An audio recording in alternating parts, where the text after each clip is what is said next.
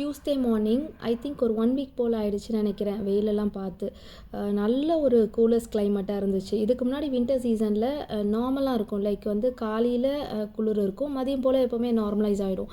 But இந்த வாட்டி தான் வந்து ஃபஸ்ட் டைம் வந்து இவ்வளோ சில்னஸாக வந்து நாங்கள் ஃபீல் பண்ணது.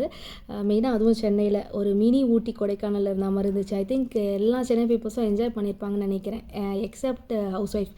ஏன்னா கையில் வந்து சுத்தமாக தண்ணியை தொடவே முடியல, அந்தளவுக்கு ரொம்ப சில்லுன்னு இருந்துச்சு. அண்ட் இன்றைக்கி ஆஃபீஸ் லஞ்ச் பாக்ஸுக்கு white rice, sambar and pumpkin பொரியல், இது 3 தான் ரெடி பண்ணேன்.